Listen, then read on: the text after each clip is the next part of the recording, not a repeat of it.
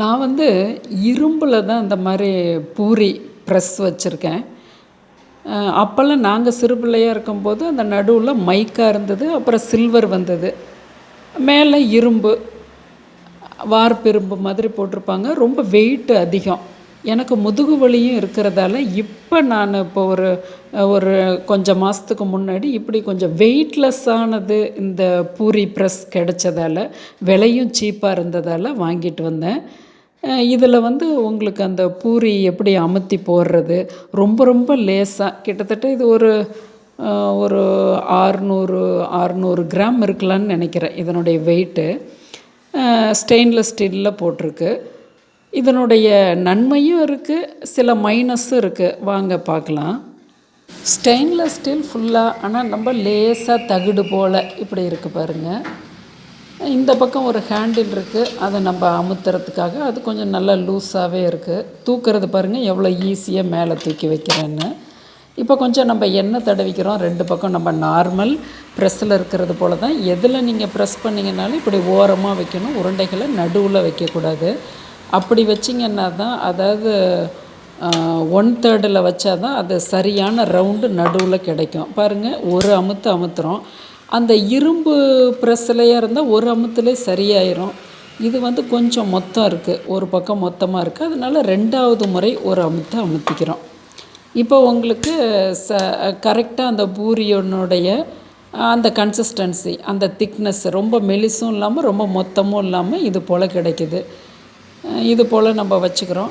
இப்போ இதில் வந்து நம்ம இப்போ இதை எண்ணெயில் போட்டு எடுக்கும்போது நம்ம நார்மல் ப்ரெஸ்ஸில் பண்ணுறது, இரும்பு ப்ரெஸ்ஸில் பண்ணுறது போலவே அதில் வந்து எந்த மாற்றமும் இல்லை, நல்லா உப்பி வருது. அதை நம்ம இது போல் பூரியாக செஞ்சு எடுத்துக்கிறோம்.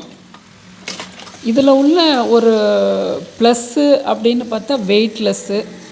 நம்ம வந்து ஹேண்டில் பண்ணுறதுக்கு ரொம்ப அந்த விளக்க கொல்லை இதெல்லாம் வந்து நமக்கு ரொம்ப ஈஸியாக இருக்கும். பாருங்கள், எல்லாமா இப்படி நம்ம பண்ணி வச்சுக்கிறோம். 2 முறை ப்ரெஸ் பண்ணுறோம். இதுதான் வந்து அதுலேயும் நம்ம 2 முறை பண்ணுவோம். ஆனால் இது கொஞ்சம் ஹார்டாக அப்படி அமுத்த வேண்டியதாக இருக்குது, அமுத்தி எடுக்க வேண்டியதாக இருக்குது. அது வந்து இதில் ஒரு மைனஸாக நான் பார்க்குறேன். பூரிக்குன்னு இல்லாமல் நம்ம கொழக்கட்டை, ஒரு வெஜிடபிள் கொழக்கட்டை செய்யும்போதோ, இல்லை பூரண கொழக்கட்டை செய்யும்போதோ, இல்லை நீங்கள் வந்து உப்புட்டுன்னு சொல்லக்கூடிய போலிக்கு அந்த மைதா மாவு செய்யும்போதோ, அது நல்லா அந்த அரிசி மாவு கொழக்கட்டை மாவும் விரிஞ்சு கொடுத்து வருது. அதுபோல் போலிக்கெல்லாம் நம்ம இதில் வந்து ரொம்ப ரொம்ப நமக்கு இது கை கொடுக்குது. ஆனால் பூரிக்கு அப்படிங்கும்போது இதை வாங்கிட்டோங்கிறதுனால வேஸ்ட்டா அப்படின்னா அப்படி இல்லை. ஏன்னா கொஞ்சம் நம்ம ப்ரெஸ் பண்ணி அந்த பூரியோட மாவு கொஞ்சம் கெட்டியாக தான் இருக்குது, அதை அமுத்த வேண்டியதாக இருக்குது. மற்றபடி கொழக்கட்டைக்கோ போலிக்கோ நம்ம வந்து மேல் மாவை பண்ணும்போது ரொம்ப அருமையாக அது வந்து குழந்தைகள் கூட உங்களுக்கு ஈஸியாக செய்து கொடுத்துருவாங்க. அதனால் நீங்கள் அந்த மார்க்கெட்டில் இப்போ இருக்கிறத நீங்கள் இது போல் வாங்கி உங்களுக்கு நீங்கள் கொஞ்சம் நல்ல வந்து அமுத்துறதுக்கு பிரச்சனை இல்லாத ஆளாக இருந்தால் உங்களுக்கு ஒன்றும் பிரச்சனை இல்லை.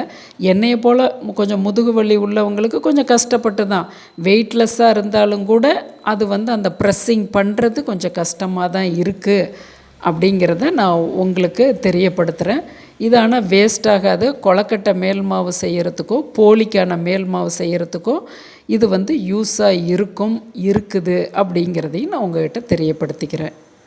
நம் சேனலை சப்ஸ்கிரைப் பண்ணுங்கள், ஷேர் பண்ணுங்கள்.